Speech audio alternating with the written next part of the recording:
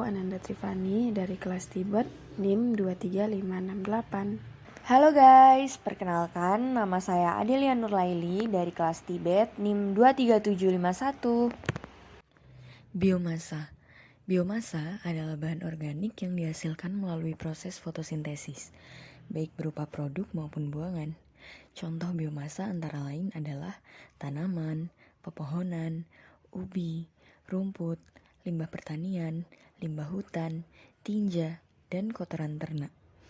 Selain digunakan untuk bahan pangan, pakan ternak, minyak nabati, bahan bangunan, dan sebagainya, biomasa juga digunakan sebagai sumber energi atau bahan bakar.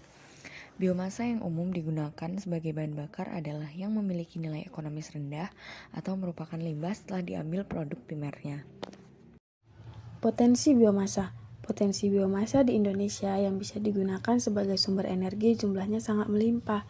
Potensi biomasa Indonesia sebesar 146,7 juta ton per tahun. Sementara potensi biomasa yang berasal dari sampah untuk tahun 2020 itu sebanyak 53,7 juta ton. Limbah yang berasal dari hewan maupun tumbuhan semuanya potensial untuk dimanfaatkan dan dikembangkan. Tanaman pangan dan perkebunan menghasilkan limbah yang cukup besar yang dapat dipergunakan untuk keperluan lain seperti bahan bakar nabati. Jenis biomasa. Biomasa dibagi menjadi biofuel, bioetanol, biodiesel, dan biogas. Nah, salah satu bahan bakar yang berasal dari biomasa adalah biofuel. Biofuel sendiri merupakan cairan atau gas yang berfungsi sebagai bahan bakar transportasi yang berasal dari biomasa. Sumber energi ini dibagi lagi menjadi beberapa jenis, yaitu biogas, bioetanol, dan biodiesel. Sama seperti biomasa, biofuel merupakan sumber energi ramah lingkungan yang terbuat dari materi hidup, biasanya tanaman. Jenis biomasa. Bioetanol merupakan cairan hasil proses fermentasi gula dari sumber karbohidrat atau jenis selulosa dengan menggunakan bantuan mikroba. Sumber energi ini diproduksi dari tanaman yang mengandung selulosa seperti gandum, tebu, jagung, singkong, ubi, buah-buahan, hingga limbah sayuran. Bioetanol ini bisa dimanfaatkan untuk bahan bakar, namun dicampur dengan bensin dengan takaran tertentu. Jenis biomasa selanjutnya yaitu biodiesel. Biodiesel adalah minyak dari tumbuhan atau hewan yang dipakai sebagai alternatif pengganti solar untuk armada dengan mesin diesel. Biodiesel berasal dari bahan baku minyak sawit mentah, minyak jarak, minyak nyamplung, minyak kelapa, minyak ikan, hingga palm fatty acid distillate. Karena sifat fisiknya sama dengan minyak solar, biodiesel dapat digunakan untuk menggantikan solar sebagai bahan bakar mesin diesel.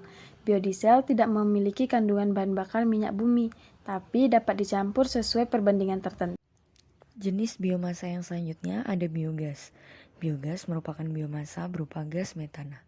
Gas ini muncul akibat fermentasi anaerobik atau tanpa udara dari bakteri metan atau bakteri anaerobik. Sampah-sampah yang memiliki bahan organik atau biomasa akan diurai oleh bakteri sehingga memunculkan gas metana.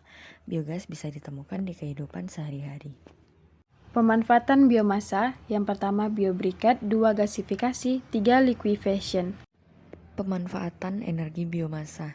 Pemanfaatan energi biomasa yang pertama yaitu menjadi biobriket. Briket adalah salah satu cara yang digunakan untuk mengkonversi sumber energi biomasa ke bentuk biomasa lain dengan cara dimampatkan sehingga bentuknya menjadi lebih teratur. Briket yang terkenal adalah briket batu bara. Namun tidak hanya batu bara saja yang bisa dibuat menjadi briket.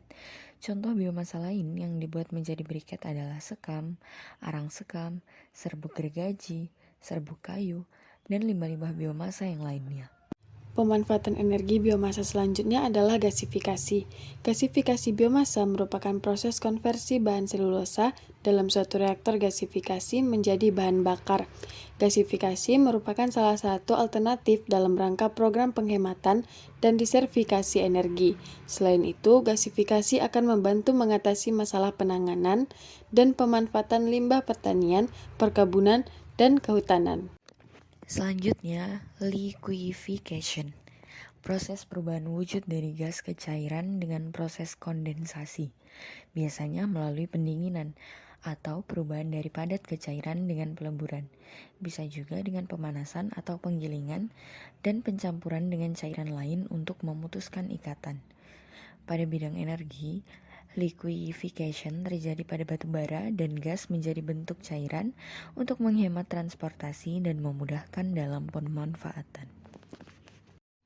Biomasa memiliki beberapa keunggulan. Di antaranya yang pertama, biomasa adalah salah satu sumber energi alternatif yang bersumber dari tanaman yang dapat tumbuh kembali apabila dikelola pada jenis lahan yang sama. Yang kedua, biomasa bermanfaat dalam mengurangi impor bahan bakar fosil dan secara langsung membantu meningkatkan kemandirian energi. Yang ketiga, pemanfaatan biomasa dari limbah juga bermanfaat mengubah sampah menjadi sumber energi yang bermanfaat. Yang keempat, penggunaan biomasa merupakan langkah yang lebih ramah terhadap lingkungan daripada menggunakan bahan bakar fosil. Dan yang kelima, menggunakan biomasa membantu mengurangi emisi rumah kaca, terutama jika tanaman tidak secara langsung dibakar. Terdapat kelemahan dalam biomasa. Yang pertama, penanaman kayu memerlukan lahan yang luas untuk memenuhi kebutuhan energi biomasa.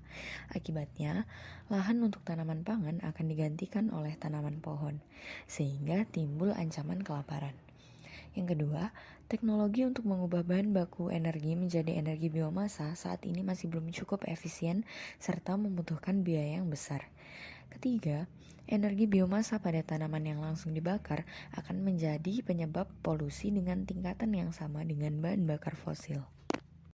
Sekian presentasi dari kelompok kami. Terima kasih atas perhatiannya. Wassalamualaikum warahmatullahi wabarakatuh.